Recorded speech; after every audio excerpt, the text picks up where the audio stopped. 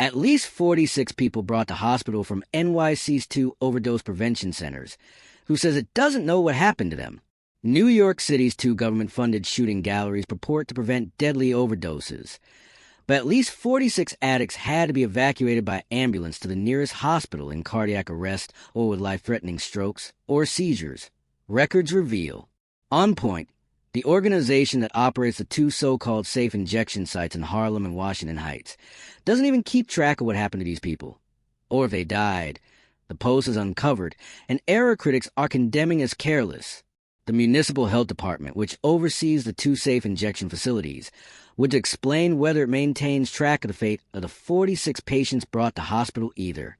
Overdoses at the facilities, meanwhile, rose up 7% from 636 to 683 between their first and second years, according to OnPoint's newly issued annual report.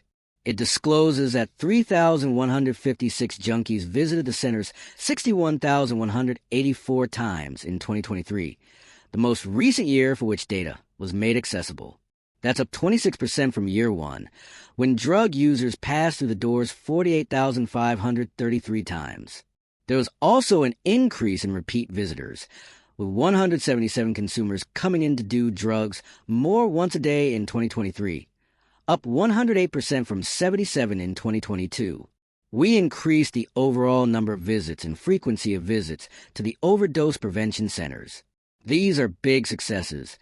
OnPoint bragged in its annual report.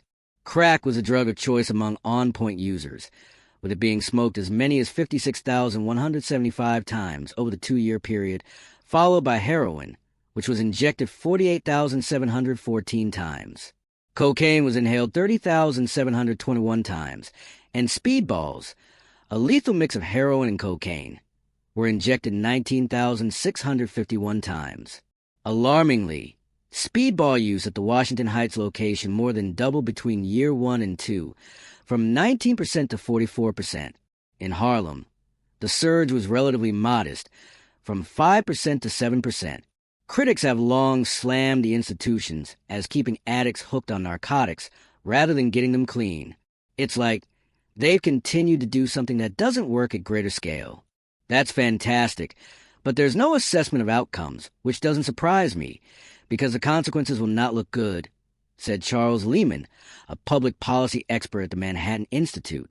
The report states that 14% of patients receive services related to buprenorphine, a therapy for opioid addiction, which includes information, screening, and counseling, but doesn't break down the number to say how many actually agreed to receive treatment.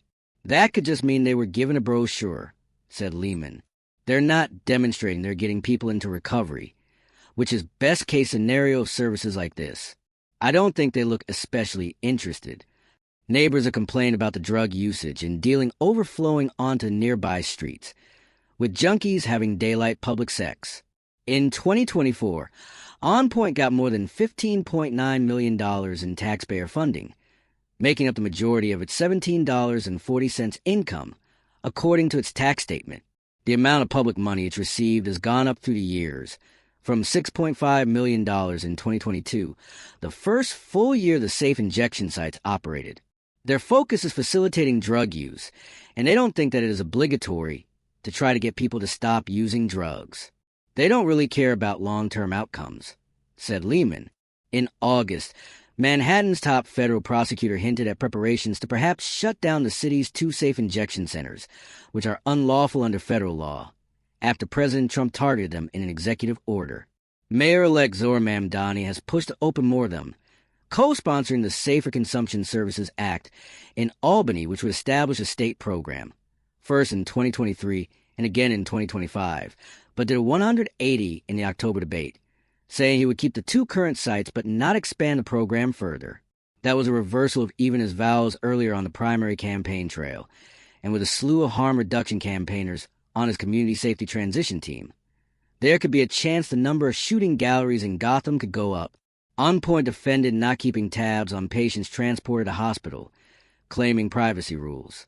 When EMTs were called, it was after a participant was already stabilized and for precautionary health reasons unrelated to an overdose, insisted Sam Rivera, executive director OnPoint.